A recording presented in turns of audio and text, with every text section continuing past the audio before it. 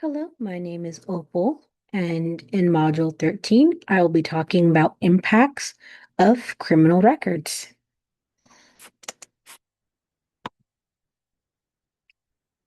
So, for my first slide of impacts of criminal records, individuals with criminal records face long-term consequences that go far beyond incarceration.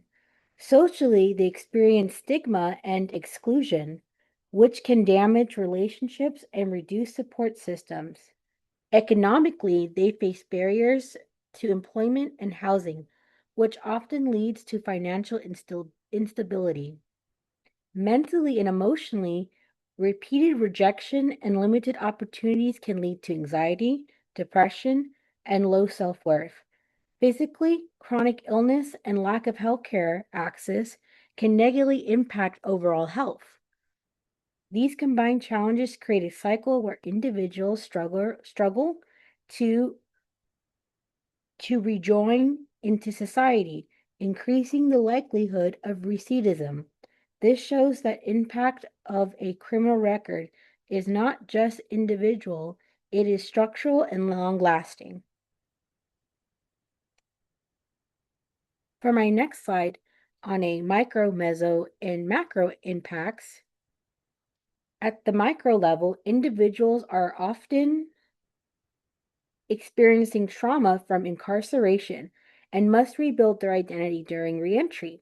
This can be extremely difficult when they are also dealing with mental health challenges. At a meso level, families are affected through financial strain, disrupted relationships, and emotional stress. Communities may also stigmatize individuals returning from incarceration, limiting support and opportunities. At the macro level, mass incarceration reflects broader systemic inequalities, especially along racial and economic lines. This demonstrates that criminal justice are not just about individual behavior, but are deeply connected to social structures. And then the quote down here to support this says Western and Pete explain that mass incarceration has become a key driver of inequality in the US, showing how individual experiences connect to a broader systemic issue. An example of this is the Ban the Box, which is on when you're getting hired, it will ask you if you've ever committed a felony. So, ban the box policies were created to reduce employment discrimination by removing the question about criminal history from initial job applications. The goal is to give individuals a fair chance to be evaluated based on their qualifications first. This policy was influenced by civil rights movements that stress how racial disparities in the justice systems affected people.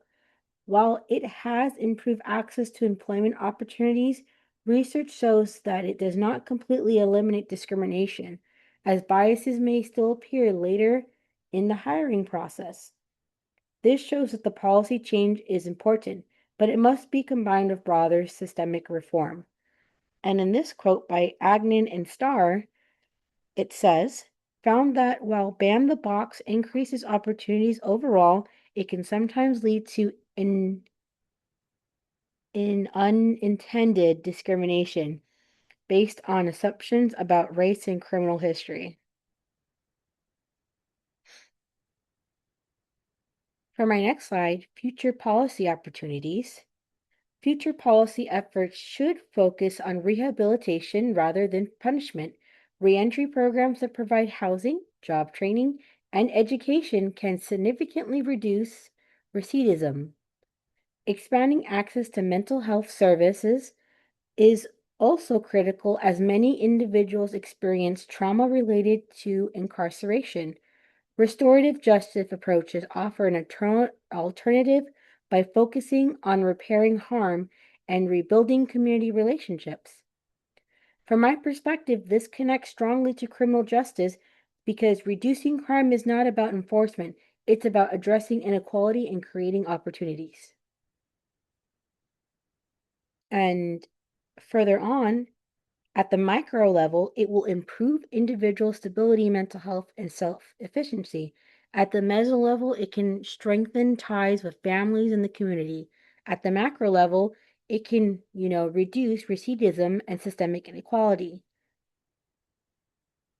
And a quote to support this is reentry support reduces recidivism and improves outcomes by Western and Petit. On slide 6, for the NASW ethical principle, social justice, the principle of social justice is central to this module because it focuses on addressing systemic inequalities within the criminal justice system.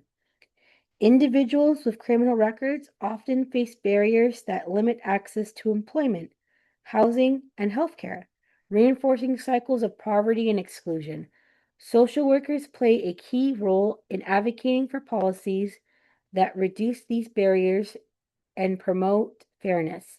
This includes supporting reentry programs, policy reform, and community-based interventions. This principle highlights that improving outcomes in criminal justice system requires both individual support and systemic change. These are my references, and thank you for your participation.